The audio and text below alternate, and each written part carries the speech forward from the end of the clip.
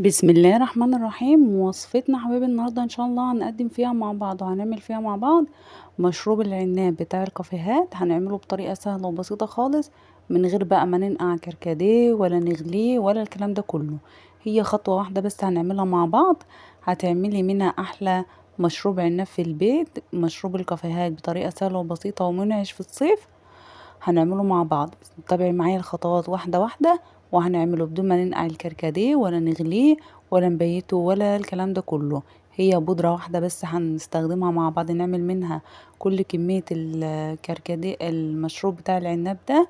طريقة سهلة وبسيطة خالص، والمعلقة الواحدة منه هتعملك لتر من مشروب العناب. بس يلا في الأول كده اعملي لي لايك وشير واشتركي معايا في القناة، وتعالي نشوف هنعمله مع بعض ازاي.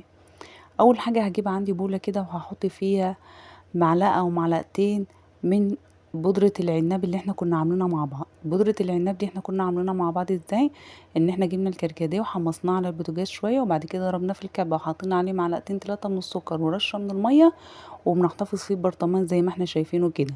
وتقدري تشوفي الفيديو بتاعه، هنزلهولك ان شاء الله في صندوق الوصف او عند علامه الاي اللي بتظهر فوق في الفيديو.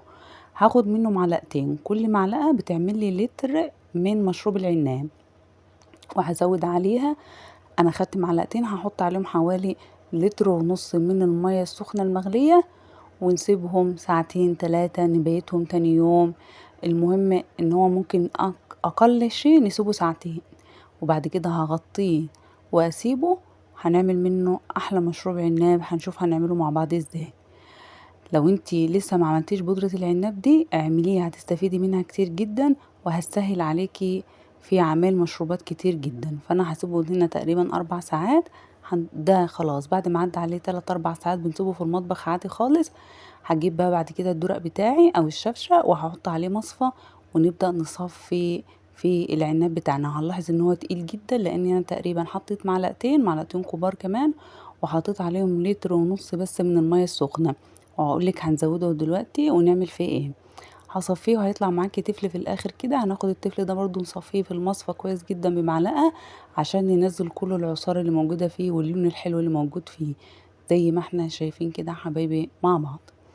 ما تنسيش بقى لو انتي وصلت معايا بالفيديو لحد هنا ولسه ما اشتركتيش معايا في القناة، اشتركي وفعلي زر الجرس على كلمة الاشتراك اللي باللون الأحمر، عشان كل ما انزل فيديو جديد يوصلك بيه إشعار.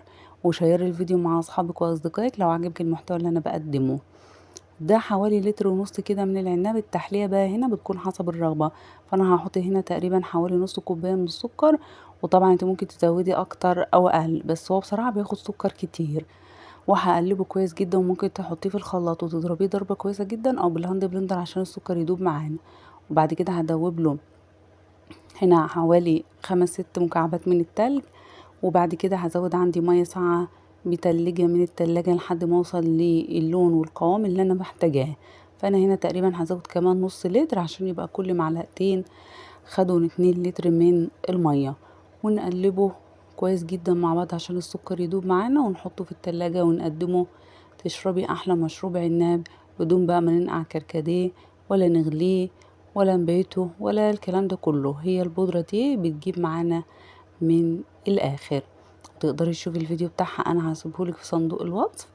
طريقة سهلة وبسيطة خالص بنعمل بيها بودرة العناب. بعد كده بقى نجيب التلج معانا ونبدأ نقدمه. وبكده حبايبي تكون وصفتنا النهاردة خلصت.